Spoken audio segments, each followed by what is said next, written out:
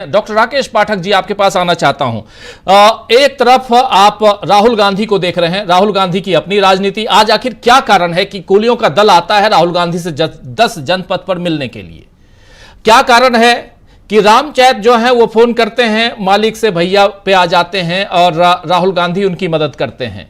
जितने लोगों को मदद की दरकार है वो राहुल गांधी की तरफ क्यों देखने लगे हैं, ये समझना जरूरी है। और क्या यहां से, और दूसरी तरफ सुन ही रहे थे भाषा, बोली, भाषण अमित शाह की। आपकी पहली प्रतिक्रिया जरा आपसे भी समझूं कि क्या देखा जाए।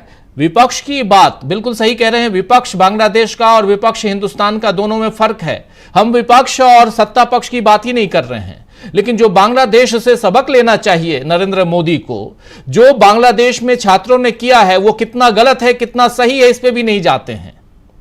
कहीं भी सैन्य तख्ता पलट सही नहीं माना जाता है, क्योंकि किसी न किसी रूप में आपको लोकतांत्रिक उसमें ही आना पड़ेगा। इन सब चीजों को कतई हम सही नहीं मान रहे हैं, लेकिन जो सत्तारूढ़ दल हैं उनको ये तो समझना पड़ेगा कि हां, यहां विपक्ष भी है और यहां देश की जनता भी है जिसने आपको उस कुर्सी तक पहुंचाया है। और ऐसे में राहुल गांधी का रोल क्या हो जाता है? डॉक्टर राकेश पाठक जी। धन्यवाद राजीव जी। पहले तो अमित शाह के उस चर्चा वाले बयान पर छोटी सी टिप्पणी। हो सकता है अमित शाह जी ये स्वीकार कर रहे हों, ये कबूल कर रहे हों कि 1947 से लेकर आज तक थोड़े से वर्षों को छोड़कर वे, उनके आराध्य नरेंद्र मोदी जी, उनके राजनीतिक पुरखे इस देश में आधी सदी से चैं कर रहे थे। हमें इसको स्वीकार्य के रूप में लेना चाहिए।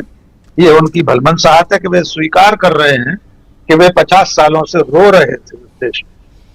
क्योंकि अगर विपक्ष का जनता के हक में आवाज उठाना, चैंचे करना है, तो यही काम नरेंद्र मोदी कर रहे थे, यही काम अमित शाह कर रहे थे, यही काम मोरारजी देसाई से लेकर अभी अटल बिहारी वाजपेयी तक कर रहे थे जब वे सत्ता में नहीं थे। दूसरी बात आती है राहुल गांधी की भूमिका। आपने बिल्कुल ठीक कहा कि ये पूरा देश उम्मीद की नजरों से राहुल गांधी को ही क्यों देख रहा है।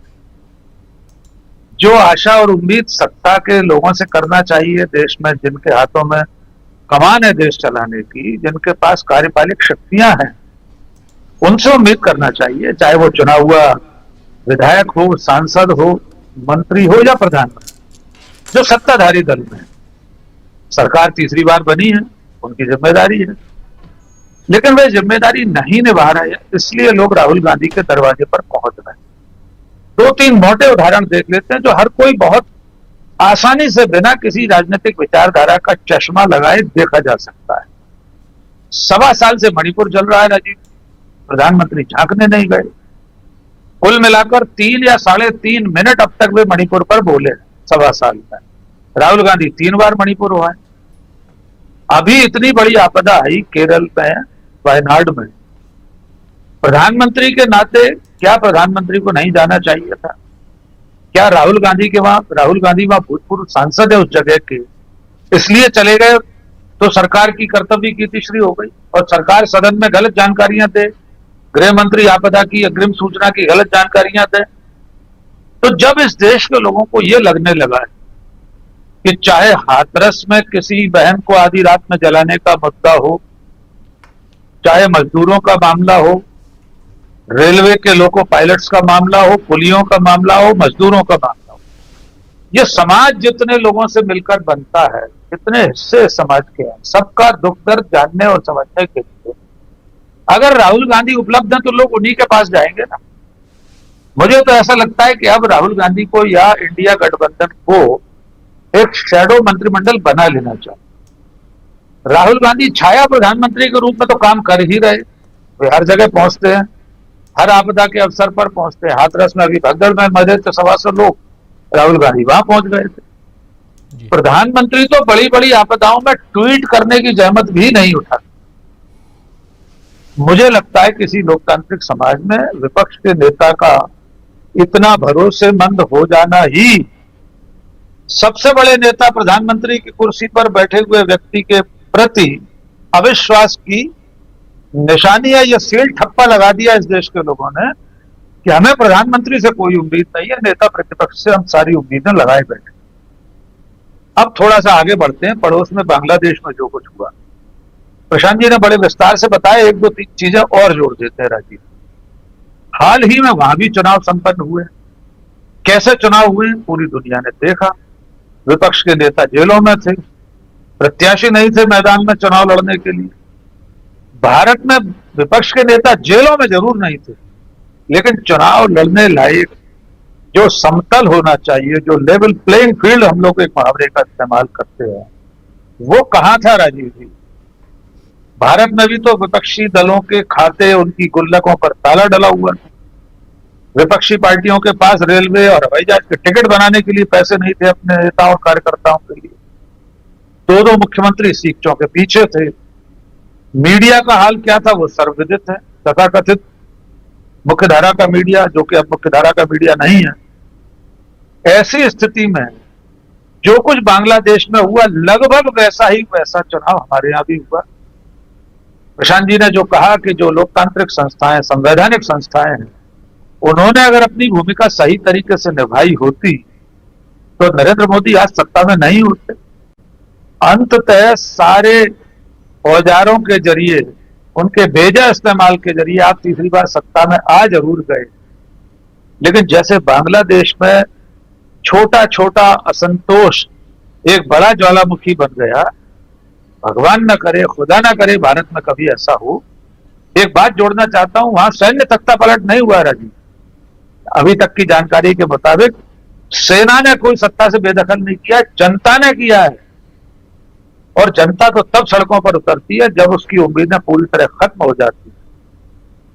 बांग्लादेश की प्रधानमंत्री शेख हसीना वाजेद तो किसी जमाने में लोकतांत्रिक मूल्यों के लिए जानी जाती है, लेकिन लगातार सत्ता में रहने से उन्हें जो अहंकार हो गया, सत्ता न छोड़ने की आकांक्षा के चलते पिछला चुनाव उन्होंने जिस तरह करवाया, जिस तरह तानाशाही के रास्ते पर वे चली हैं, उसका हश्र उन्होंने आज देख लिया। कमोवेश हमारे देश में भी वैसी स्थितियां बन रही हैं। हमारे पड़ोस में कई देशों में ऐसा हो चुका, नेपाल में हो चुका, श्रीलंका में हो चुका। पाकिस्तान तो अपने आप में जीती जागती नजीर है असंतोष की। ऐसे खुदा न करे भारत में कभी ऐसा हो, लेकिन ऐसा न हो इसके लिए देश के लोगों का, नागरिकों का, जनता का, मतदाता का जागरूक होना जरूरी है। और जो सत्ता तानाशाही के रास्ते पर बढ़ती हुई दिखाई दे रही है, उसे समय रहते रोकना, उस पर अंकुश लगाना जरूरी है। यद्यपि सत्ता और ताकत के लिए गोस्वामी तुलसीदास जी ने लिखा ही है, नहीं को जन्मा अस जग माही, प्रभुता पाए जाए मद नाही। तो प्रभुता के मद में हमारे सत्ताधारी लोग भी दिखाई दे रहे, वो उनके बयान संसद से लेकर सड़क तक सुनाई देते हैं। जनता किसी दिन सड़क पर उतर आई तो भारत में भी इस असंतोष को रोकना मुश्किल हो जाएगा। जी जी जी, बिल्कुल बिल्कुल। इस बीच राहुल गांधी की मुलाकात एस जयशंकर से हुई। बिल्कुल बिल्कुल। आप कैसे देखते हैं डॉक्टर राकेश पाठक जी, इस पूरे घटनाक्रम की हम खूब चर्चा कर रहे हैं, लेकिन जब हिंदुस्तान की तरफ बढ़ते हैं, राहुल गांधी की बात कर रहे थे प्रशांत टंडन जी, और क्या कुछ दिखता है? देखिए, बहुत संक्षेप में बांग्लादेश वाली बात पर इतना सा जोड़ना जरूरी है कि हमारा पड़ोसी देश है, वहां की उथल पुथल हमारे जनमानस को भी प्रभावित कर सकती है, करती ही है। ऐसे में शेख हसीना को अगर भारत में शरण दी जाती है या यहाँ से उन्हें सेफ पैसेज दिया जाता है, तो सभी राजनीतिक दलों को इसको राजनीति से ऊपर उठकर राजनयिक के दृष्टिकोण से देखने की जरूरत होगी।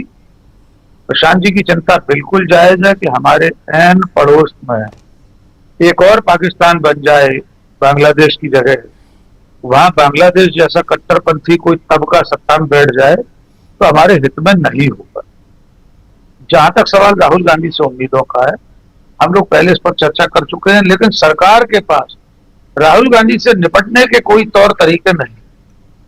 इसलिए या तो वो हिंदू मुस्लिम के मामले लेकर आती, जैसे बकवा में कहा भी आपने, बक बोर्ड कहा, 9 लाख एकड़ से ज्यादा जमीन पूरे देश में बक बोर्ड के पास है, जिसमें से 70% पर मस्जिदें हैं, इबादत गाहें हैं, कब्रिस्तान हैं और शैक्षणिक संस्थाएं वगैरह। बाकी जो 30% हिस्सा है उस पर A1 A2 की नजर हो सकती है, जिसकी ओर इशारा प्रशांत जी कर रहे हैं। लेकिन जब इस तरह के मुद्दे बढ़ाए जाते हैं तो लोग ये भूल जाते हैं कि वक्फ बोर्ड पूरी तरह सरकारी संस्थाएं हैं, सरकार का पूरा नियंत्रण। और जब इस तरह की चीजों को हिंदू मुस्लिम चश्मे से देखा जाता है, तब लोग ये भी भूल जाते हैं कि पूरे देश में हिंदू मंदिरों के पास, देवोत्थान ट्रस्टों के पास, देवोत्तर ट्रस्टों के पास ऐसे ही अकूत जमीनें आज भी हैं। तो ये मुद्दा हिंदू मुस्लिम नजरिए से सरकार अगर आगे बढ़ा रही है तो उसे बचना चाहिए इन चीजों। राहुल गांधी मुद्दों की बात कर रहे हैं, मुद्दों पर राजनीति कर रहे हैं, लोगों से मिल रहे हैं। लोग उनसे इसलिए मिल रहे हैं क्योंकि सत्ता से वे नाउम्मीद हैं। और इस वक्त जब यह असंतोष समाज के अलग अलग तबकों में धीरे धीरे करके सुलग रहा है, तो इसे शेप देने का और इसे लोकतांत्रिक तरीके से आकार देकर इसके प्रस्फुटित होने का जिम्मा विपक्ष के पास ही है। क्योंकि अगर ये प्रेशर कुकर की गैस, इसका विस्फोट कोई हुआ तो वो ज्यादा खतरनाक होगा। सेफ्टी वॉल्व के रूप में विपक्ष की भूमिका इस वक्त बढ़ जाती है कि जब सरकार नहीं सुन रही है तो लोगों के इस असंतोष को, आक्रोश को विपक्ष के नेता सुने और उसे लोकतांत्रिक तरीके से सत्ता की चौखट तक पहुंचाएं, ताकि बांग्लादेश, श्रीलंका जैसा हश्र हमारे देश और समाज का न हो। जी राजीव। जी बिल्कुल बिल्कुल।